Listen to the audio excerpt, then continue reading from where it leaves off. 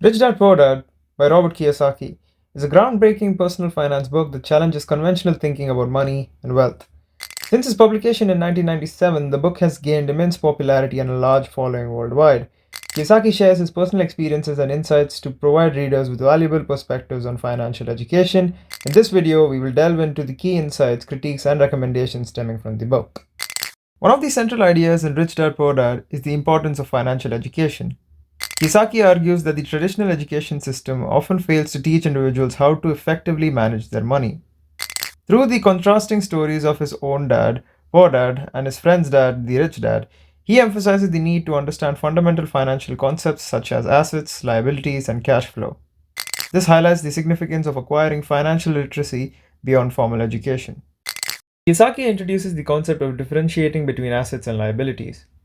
According to him, assets are anything that generate income, while liabilities are things that consume income. This distinction encourages readers to focus on acquiring income generating assets like real estate or stocks rather than accumulating liabilities disguised as assets such as expensive cars or large houses. By understanding this difference, individuals can make better financial decisions and build a foundation for wealth creation. The book places a strong emphasis on the pursuit of financial independence. Kiyosaki advocates for building businesses or investing in income generating assets as a means to achieve this goal. Financial independence refers to having enough passive income to cover one's expenses, providing individuals with the freedom to live life on their own terms. It empowers individuals to have greater control over their time, pursue their passions, and create wealth in the long run. However, Rich Dad Poor Dad is not without its critiques.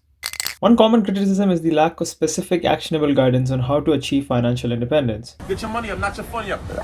While the book offers valuable insights, it falls short in providing readers with a clear roadmap for financial success. The narrative style storytelling may inspire readers, but it leaves them wanting more concrete steps and strategies to implement in their own lives.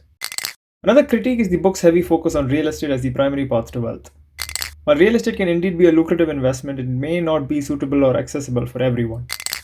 The book could have benefited from exploring alternative investment options and strategies to cater to a broader audience with varying resources and preferences. By diversifying the investment landscape discussed in the book, readers would have more options to choose from and adapt to their individual circumstances. Furthermore, the book lacks sufficient discussion on risk management. Investing inherently carries risks, and it is crucial for individuals to understand how to mitigate those risks effectively. While the book highlights the rewards of investing, it falls short in providing guidance on risk assessment, diversification, and protecting one's assets.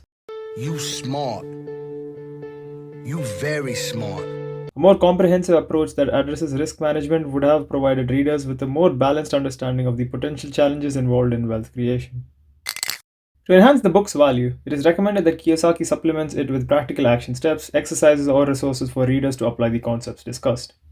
This would empower individuals to translate insights into tangible actions and take the first steps towards financial independence. By providing specific guidance, readers would have a clearer understanding of how to implement the book's principles in their own lives. In addition, expanding the scope beyond real estate and exploring other investment strategies such as stocks, bonds, or entrepreneurship would make the book more inclusive and adaptable to different readers' circumstances.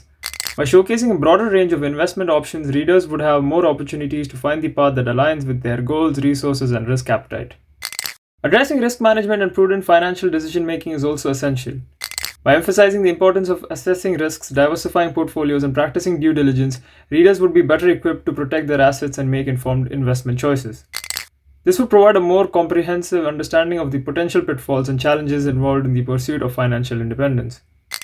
In conclusion, Rich Dad Poor Dad has had a profound impact on the personal finance genre by challenging conventional wisdom and promoting financial education. The book offers valuable insights such as the importance of financial literacy, differentiating between assets and liabilities, and the pursuit of financial independence. However, critiques include the lack of specific guidance and overemphasis on real estate and a limited discussion on risk management.